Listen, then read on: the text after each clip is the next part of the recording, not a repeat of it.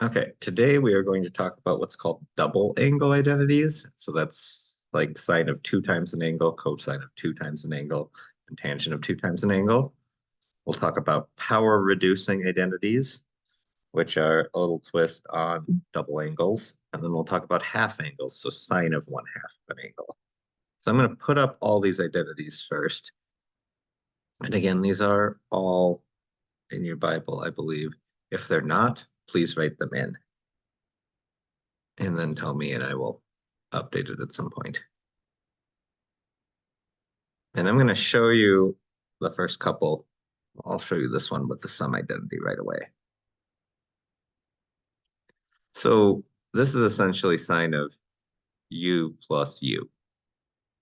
And the sum identity says sine u, sine of the first one, times cosine of the second one, plus cosine of the first one, sine of the second one. And since they're both the same, we've got two terms that are sine u, cosine u. That's 2 sine u, cosine u. It's like x plus x. The cosine has 3 different versions that we use. And which version you use ends up depending on which one, if you're trying to prove something, which one looks closer to what you're trying to get to. So this looks a lot like the Pythagorean identity cosine squared u plus sine squared u, but that's a minus. Um,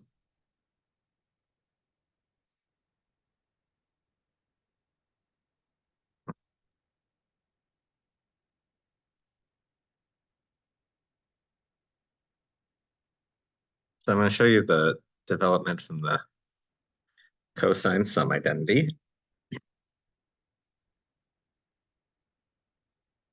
Cosine u plus u. I'm going to get the first one out of this, and then I'll use my Pythagorean identities to make the second. And I'm not going to show you the third, but it's kind of the same thing. Oh, wait. The sine and the cosine sum identity is opposite. So the sine cosine u plus u means it's cosine u minus sine u, which is cosine u times cosine u is cosine u squared, or cosine squared u is the shorthand notation. Okay, to get the second one, so that's the first one here. To get the second one, I substitute. I know that sine u is 1 minus cosine u.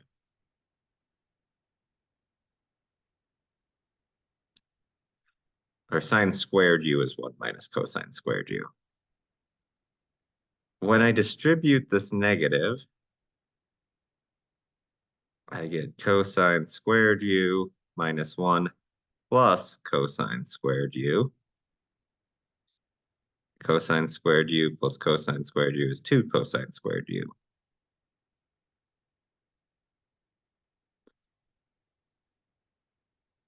And you can do the same thing to the sine, except you substitute out the cosine.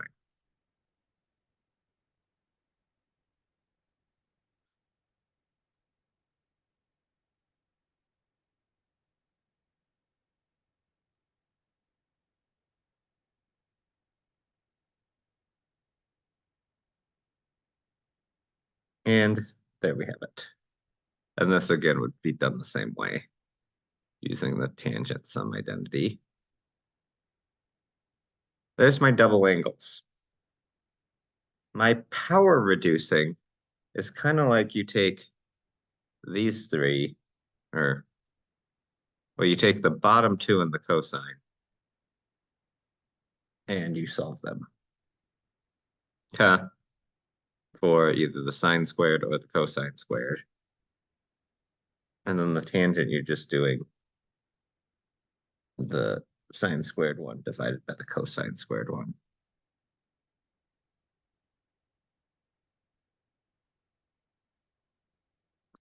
And these are particularly useful when you're doing integrals in calculus. And you probably have no idea what that is.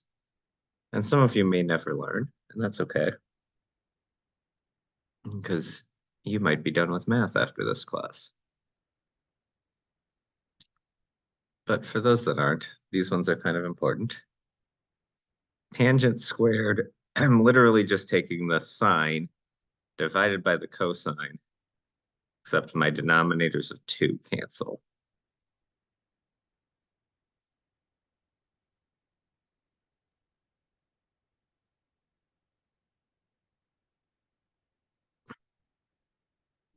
Okay, those are my power reducing. My half angles.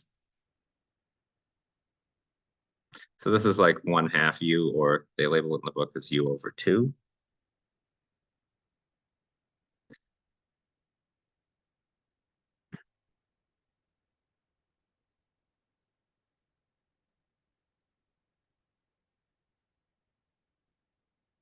And I don't want to try to prove these.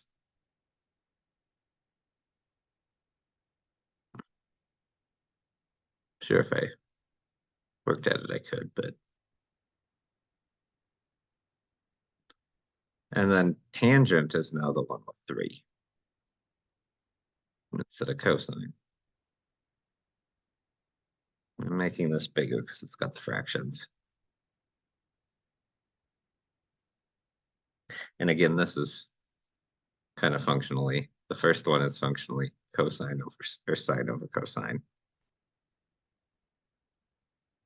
Whereas the 2's inside will cancel.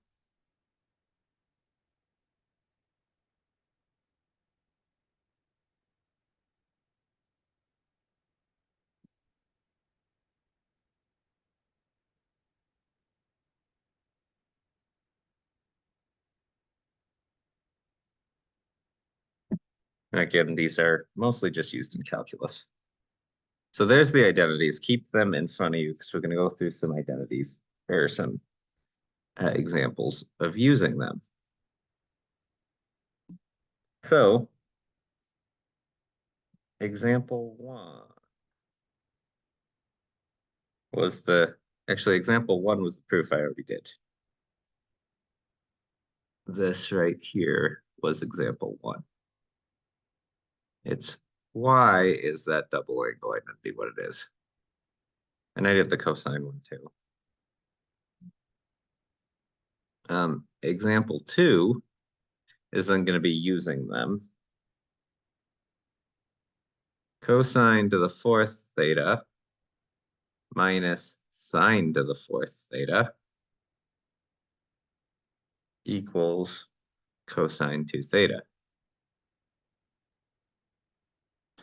Well, this one involves some factoring. And I'm going to treat it like, I'm going to do this to show you u equals cosine squared theta, v equals sine squared theta. So that's cosine squared to the 4th is just u squared now.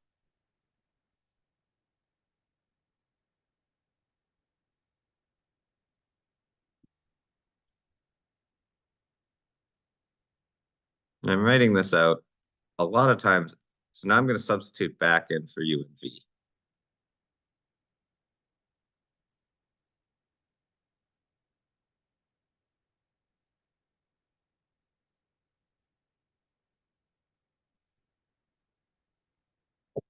And a lot of times, because I'm pretty comfortable with this, I would just go from step 1 here to step 4. But I wanted to write that out because as you're new at this, you might not be as comfortable seeing that. Some of you will be.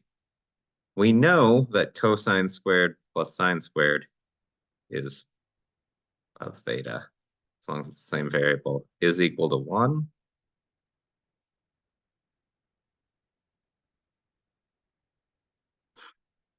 Oh, and that was one of my double angle identities. That went pretty quick. Okay.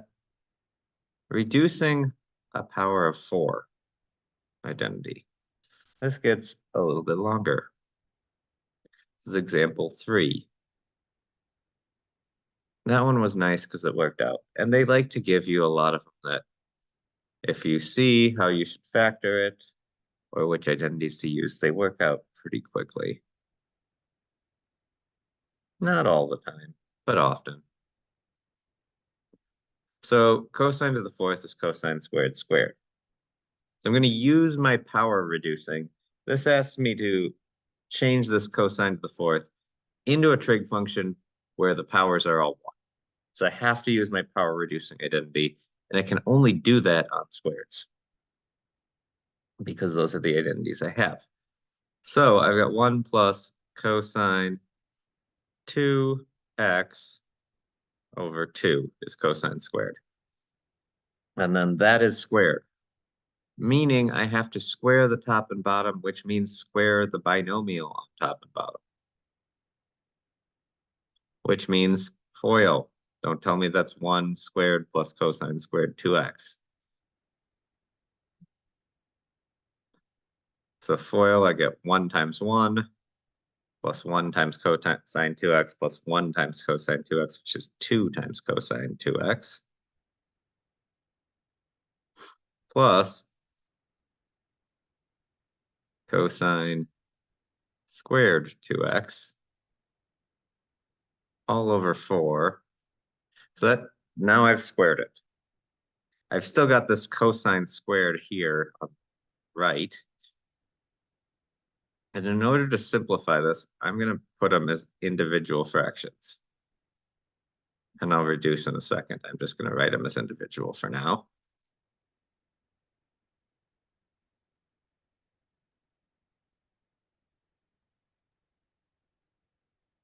Now I'm going to use my power reducing identity again on the cosine 2 squared x. The rest of it doesn't change much. The 2 over 4 in the middle term can be 1 over 2. Actually, I'll just leave it as fractions up front. I think that's going to be easier to see.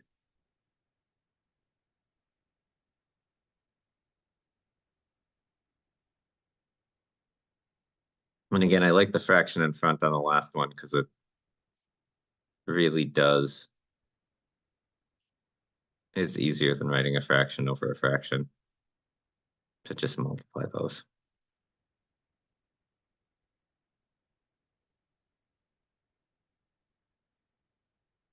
Wait. That's wrong.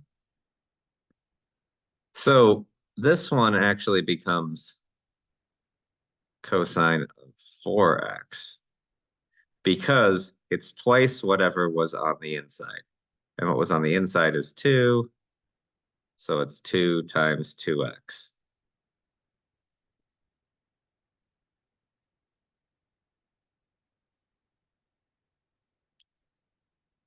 And I like, so I put that like that. I like my one, the original better, but I'm going to simplify this by distributing. Seems simpler, but it does not have one without powers on those.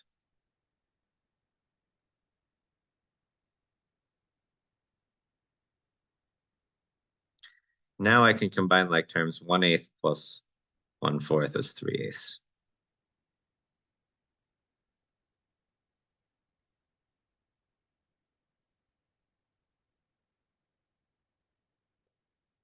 And oh, the book factored out a 1/8. If you look at the book, they factor out a 1/8, which means I've got 1/8 in front.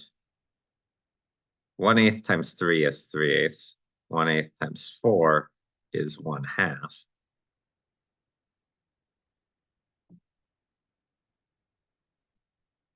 Probably not what I would do, but it does work.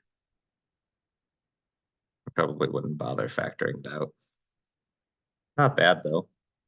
Okay, we're going to talk about solving using a double angle identity. Okay. So, and we're looking to solve, this is example 4. We're looking to solve on this interval 0 to 2 pi. So we don't have to add the 2k pi, but we may have to do, with double angles, we sometimes have interesting things where with 2x, you have to go around the circle an extra time or something because your period might end up being pi. So sine 2x, if I was graphing that, the period would be pi. So I'm going to take the sine 2x and go use the double angle identity. Sine x, 2 sine x cosine x equals cosine x. And now I'm going to treat this like I would a typical polynomial, which is set it equal to 0.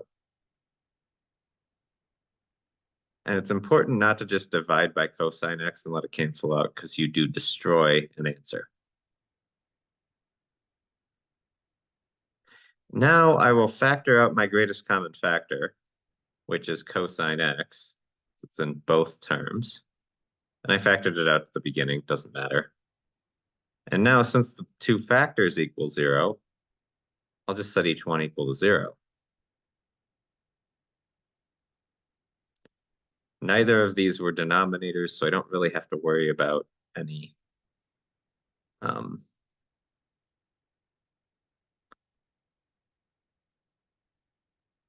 extraneous solutions on this.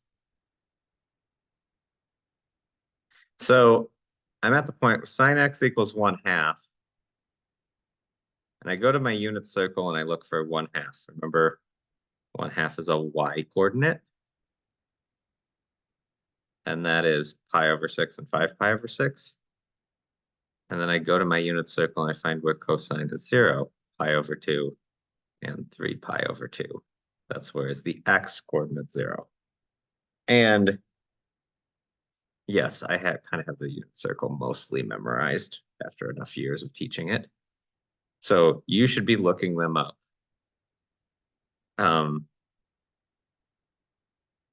X can equal any of these 4 values. All of them, it is true. They list them in the book nightly in order going around the unit circle. I don't have to go around the circle again because I'm greater than pi. Okay. I'm going to type this into the calculator and show you graphically. I think they show in the book this equation here. That's the one they graphed. I'm going to show you, I'm just going to graph the two. So here we'll switch screens. We'll go to our calculator. Make sure I'm in radian mode. I am.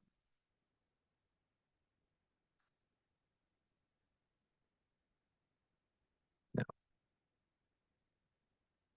Sine 2x.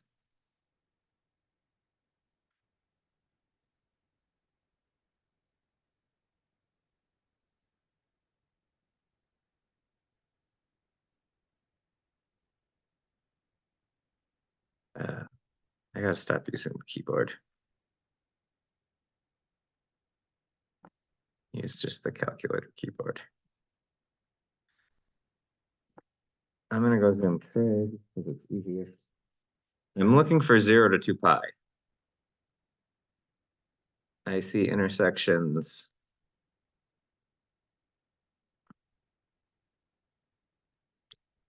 here, here. This is here, and that's 3 pi over 2. This is 2 pi right here. So I'm only looking at that interval. I have 4 intersections. This one is pi over 2. This one is 3 pi over 2. That's probably 5 pi over 6 and pi over 6. And I could use the calculator to calculate them and then go, oh, I don't know what pi over 6 is. Well, go to a calculator window. You don't know what pi over 6 is.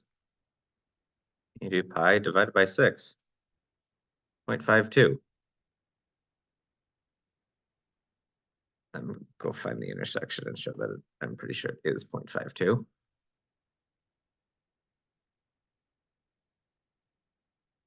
I'm going to actually put my guess really close this time. Yep, 0.52. That is pi over 6. So you check your decimals, make sure they're equal. Okay. One more example, and then we're done using a half angle identity here.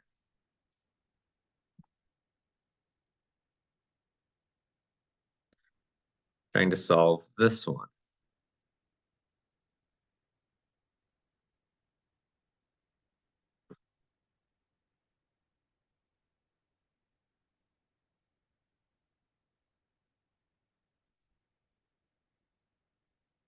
So I'm going to think of this like that, so that I can use my half angle identity for sine x over 2.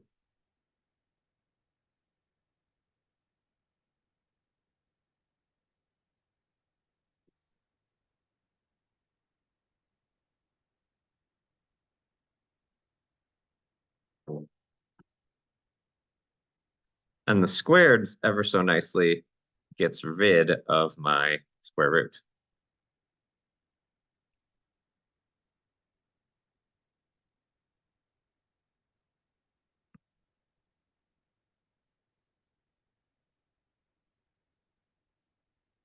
The 2 ever so nicely gets rid of my denominator. Okay, this one, I could have sine squared plus cos. If I set it equal to 0, let's do that. So I'm going to move things left.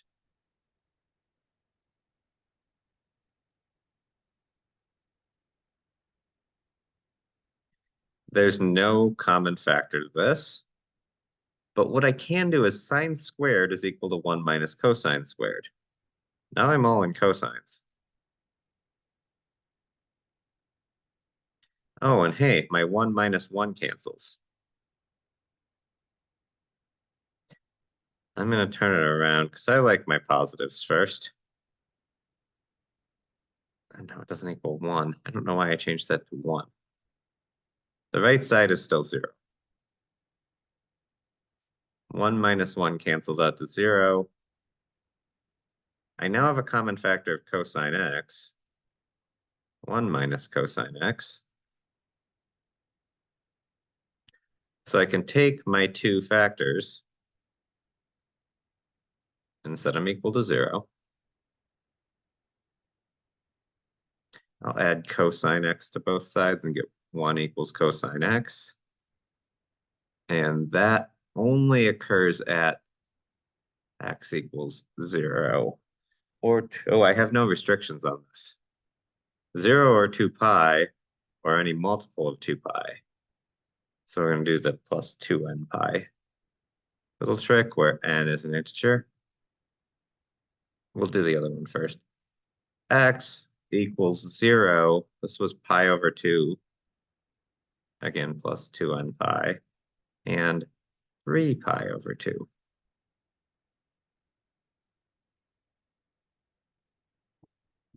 So my solutions.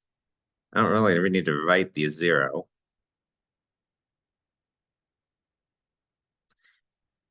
I'm again putting them in order.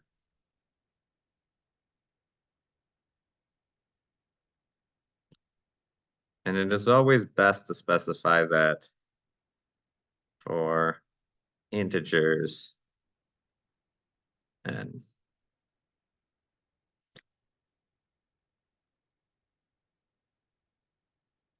the book, instead of writing for integers n, writes it like this.